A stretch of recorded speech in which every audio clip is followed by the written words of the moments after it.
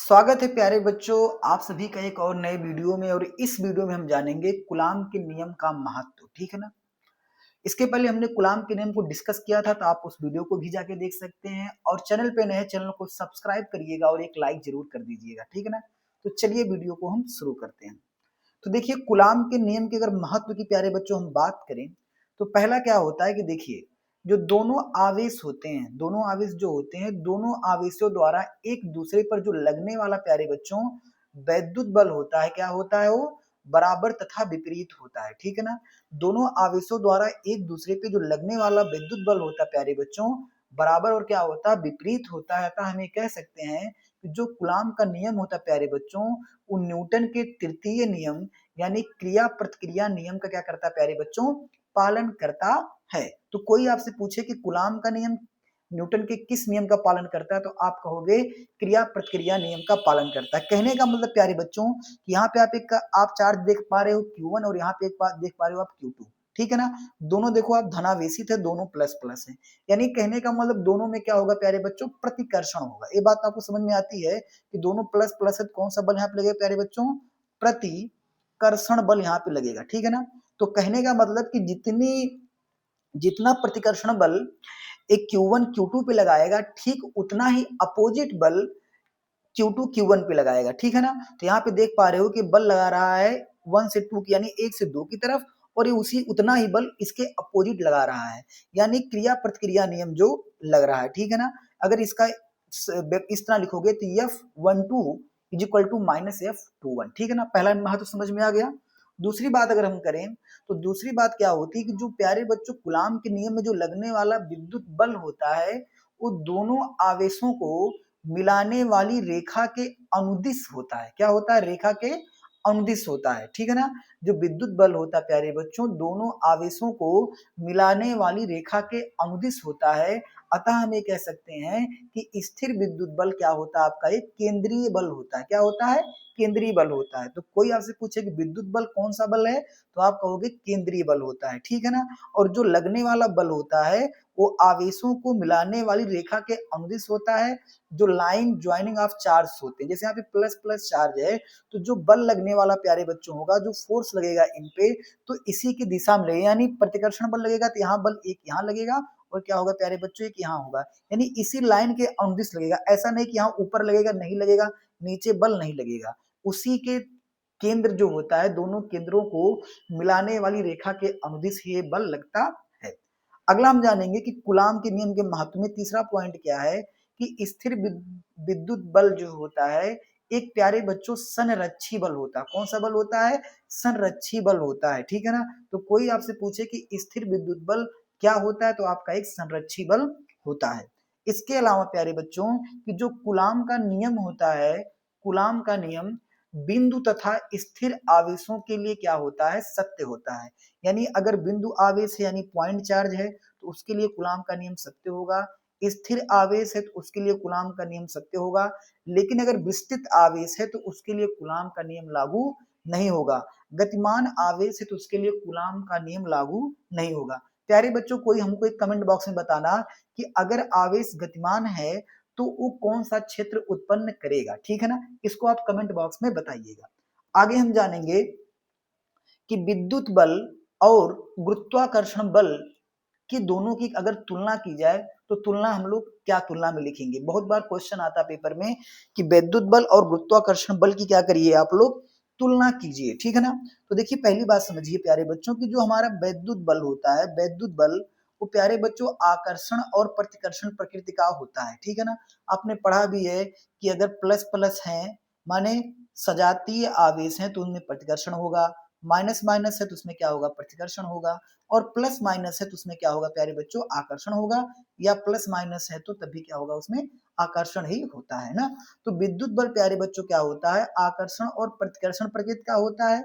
लेकिन वही अगर गुरुत्वाकर्षण बल की प्यारे बच्चों बात करें, तो गुरुत्वाकर्षण बल में प्रतिकर्षण नहीं होता, हमेशा क्या उसमें होता है प्यारे बच्चों, आकर्षण बल ही लगता है। जैसे यहाँ पे हमने ग्रेविटेशनल फोर्स के लिए बताया है कि एक M1 है और एक क्या है, M2 है। तो इनमें प्यारे प्यारे बच्चों क्या होगा कि सदैव ऑलवेज अट्रैक्शन होगा।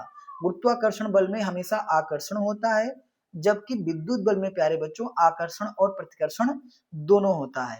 यानी हम कह सकते हैं प्यारे बच्चों कि आवेश जो होता है दो प्रकार का होता है।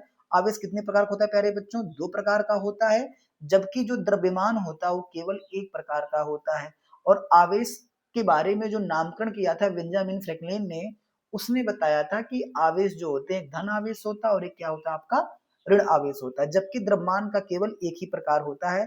ऐसा नहीं आपने देखा होगा कि धनात्मक द्रव्यमान और ऋणात्मक द्रव्यमान, ठीक है ना। चलिए आगे इसकी तुलना करते हैं। तो दूसरी बात क्या होती है कि प्यारे बच्चों जो विद्युत बल होता है, विद्युत बल दोनों आवेशों के बीच के माध्यम पर निर्भर करता है। जैसा हमने आपको बताया भी था कि निर्वात में जो होता है बल ज्यादा होता है, जब उसमें हम के परावैद्युतांक का कोई माध्यम रखते हैं तो बल उतने गुना क्या होता है, कम हो जाता है। तो विद्युत बल जो प्यारे बच्चों होता है वो दोनों आवेशों के बीच के माध्यम पर निर्भर करता है, ठीक है ना।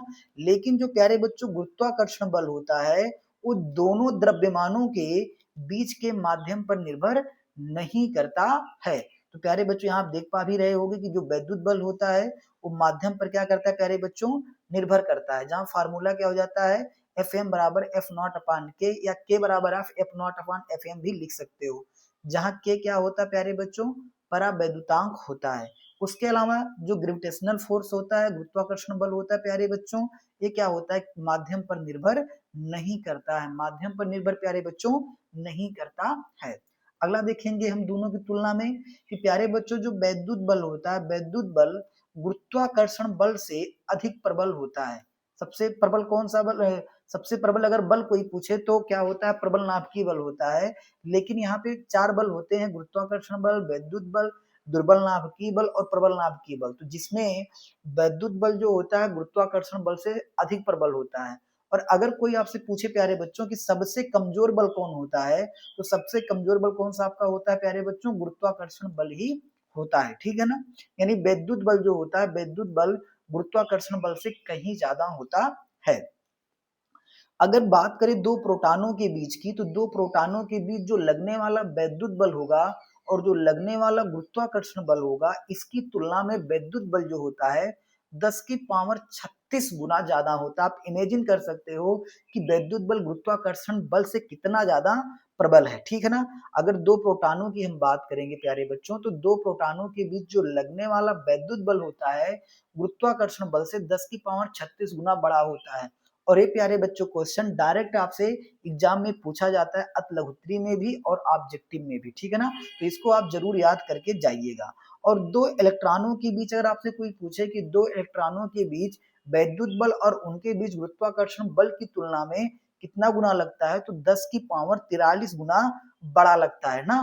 अगर दो प्रोटॉन है तो 10 की पावर 36 गुना बड़ा बल लगेगा, और अगर दो इलेक्ट्रॉन है तो 10 की पावर 43 गुना बड़ा बल लगेगा। अब कुछ लोगों का कहना होगा प्यारे बच्चों, एक डाउट आप लोगों का होगा कि सर इलेक्ट्रॉन और प्रोटॉन पर चार्ज तो बराबर होते हैं, इलेक्ट्रॉन पर निगेटिव होता है, प्रोटॉन पे पॉजिटिव होता है, और 1.6 गुणे 10 की पावर माइनस 19 कूलम होता है। तो यहाँ पे जो लगने वाला बल हो दोनों अलग अलग क्यों आ रहा है?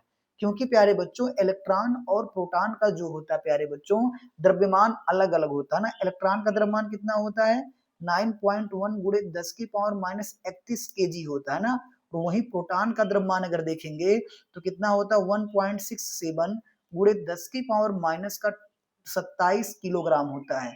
तो दोनों का जब द्रव्यमान अलग अलग होगा तो उनका गुरुत्वाकर्षण बल भी प्यारे बच्चों अलग अलग आएगा। इसी कारण से दो प्रोटॉनों के बीच जो बल 10 की पावर 36 गुना आ रहा है और इलेक्ट्रॉन के बीच 10 की पावर 43 गुना बड़ा आ रहा है, ठीक है ना। तो मिलते हैं प्यारे बच्चों अगली वीडियो में, तब तक के लिए अपना ख्याल रखिएगा। चैनल पे नए, चैनल को सब्सक्राइब जरूर कीजिएगा।